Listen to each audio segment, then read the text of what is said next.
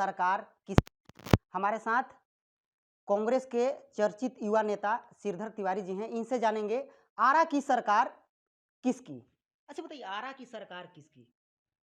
सबसे पहले आपको धन्यवाद कि आपने अपने कीमती समय में से कुछ समय मेरे लिए भी निकाला, और आपके चैनल के माध्यम से जितने भी आपके दर्शक हैं, मैं सबको सबसे पहले सादर प्रणाम करता हूं, अभिनंदन करता हूं, नमन बंदन करता हूं, और आने वाले त्यौहार होली की हार्दिक शुभकामना और बधाई देता हूं। जहां तक रहा आरा की अगली सरकार किसकी, तो सबसे पहले सरकार ने जो ये फैसला लिया है कि अब आरा नगर निगम का या पूरे बिहार में जो नगर निकाय चुनाव हैं उसमें प्रत्यक्ष रूप से इस बार जनता भागीदार होगी, और प्रत्यक्ष चुनाव मेयर के लिए जनता अपना मत का प्रयोग करेगी, उप मेयर के लिए जनता अपने मत का प्रयोग करेगी। तो इस निर्णय का सर्वप्रथम मैं सरकार का मैं धन्यवाद करता हूं कि इस बार सरकार ने ये बहुत बढ़िया फैसला लिया है विकास के लिए। और जो आपका ये स्लोगन है, जो आपका ये सरकार है कि अगली आरा की सरकार किसकी, तो इस बार अगली सरकार जनता की सरकार होगी, जनता द्वारा चुनी होगी, जनता की सरकार होगी, जनता की भागीदारी होगी।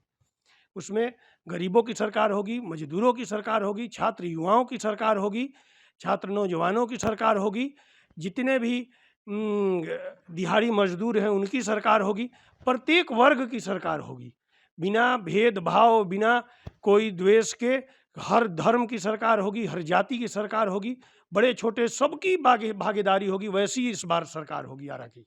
अच्छा, आप विधायकी चुनाव भी लड़ चुके हैं, अब मेयर का चुनाव लड़ने का कारण आपका क्या है? नहीं, मैं पहले आपको ठीक कर दूं, जो ये मैं विधायकी का चुनाव अभी एक बार भी नहीं लड़ा हूं, और कोई भी चुनाव मैं अभी तक नहीं लड़ा हूं।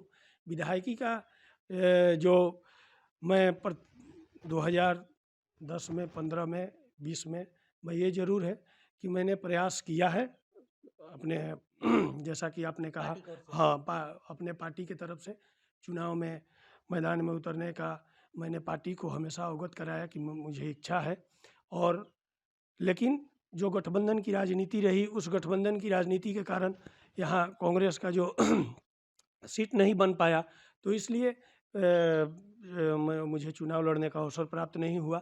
लेकिन जो को ये जनता को ये लगेगा कि निगम उनका है, इसलिए प्रत्येक वार्ड में प्रत्येक संडे को मैं जनता के बीच में जाकर और उनकी समस्याओं को सुनने का काम करूंगा। प्रत्येक संडे प्रत्येक वार्ड में जाकर, जैसे आज अगर 1 नंबर वार्ड में गया तो अगले संडे को दूसरे वार्ड में जाऊंगा।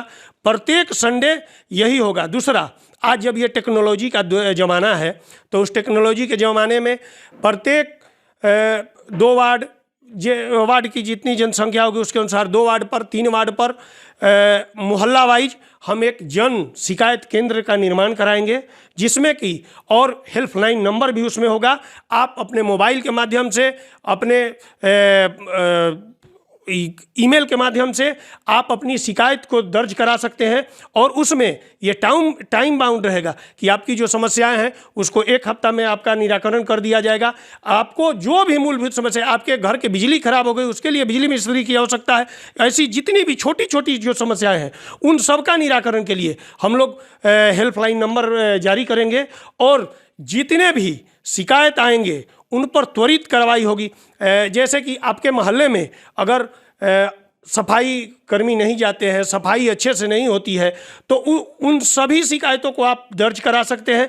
हमारा भी जो नंबर होगा वो 24 घंटे जनता के लिए उपलब्ध होगा, और लोग डायरेक्ट भी चाहेंगे तो हमसे संपर्क कर सकेंगे। और त्वरित का मतलब त्वरित, मैं त्वरित कार्रवाई करूँगा उस पर।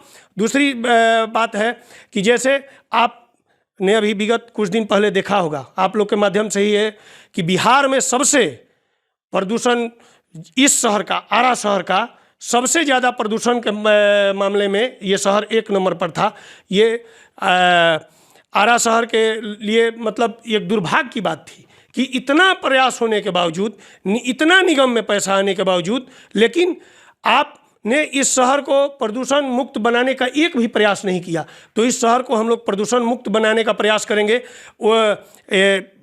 पार्कों का और निर्माण होगा। जैसे कि आप अभी देखिए कि अगर शहर में आपको कहीं भी किसी बुजुर्ग को, किसी महिला को, माताएं बहनों को टहलने के लिए उचित पार्क की व्यवस्था नहीं है।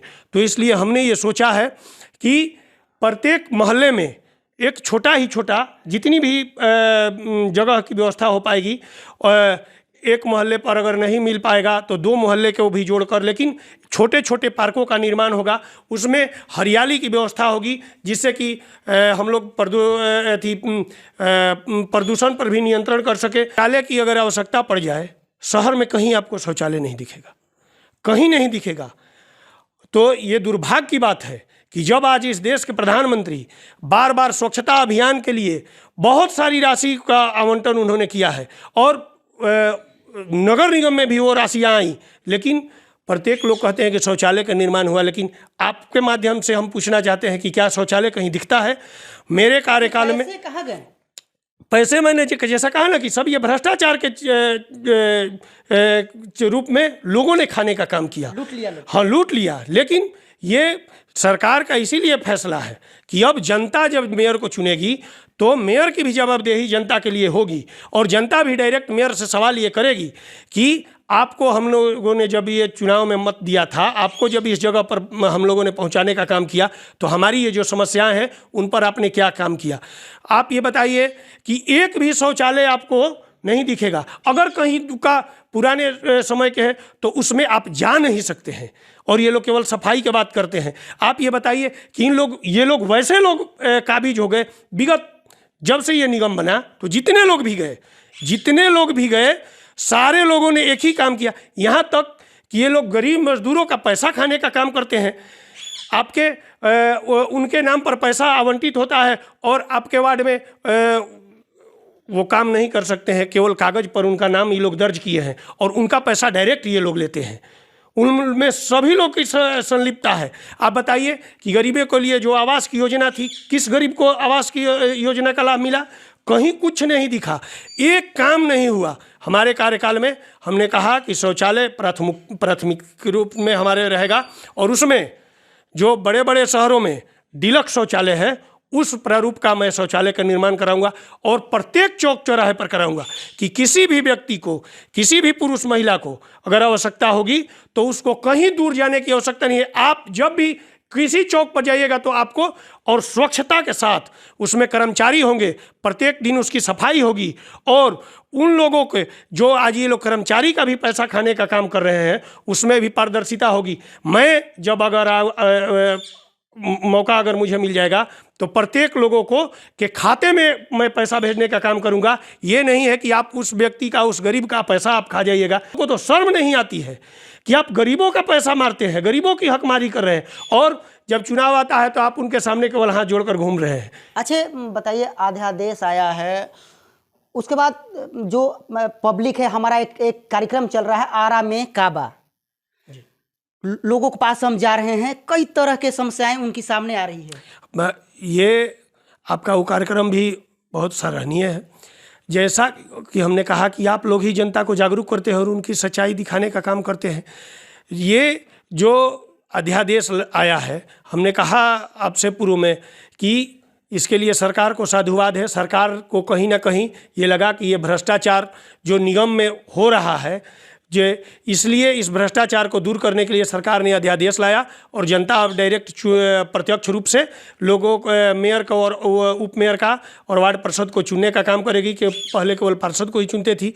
लेकिन इस माध्यम से अब भ्रष्टाचार पर अंकुश लगाना जनता को ये अवसर है कि आप वैसे स्वच्छ छवि के लोगों को, ईमानदार लोगों को, मैं तो जनता से अपील करता हूँ कि जितने लोगों की इस निगम की लूटने में भागीदारी रही है, जितने लोग हैं, मैं किसी का नाम लेना नहीं चाहता, लेकिन जब से ये निगम बना है तो जो लोग छोटे ओहदे पर बैठे या बड़े ओहदे पर बैठे, उन लोगों ने जनता को कभी प्राथमिकता दी ही नहीं। वो केवल और केवल अपना और अपने कुछ खास लोगों का विकास का सोचे, वो आरा का विकास के बारे में कभी नहीं सोचे हैं। आरा को उन लोगों ने केवल और केवल एक बिजनेस का बनाया था कि 3 रुपया इन्वेस्ट करना है और उससे 33 रुपया अर्जित करना है। उन लोगों का कहीं कोई सामाजिक सरोकार ही नहीं रहा है, उनका राजनीतिक सरोकार ही नहीं रहा है।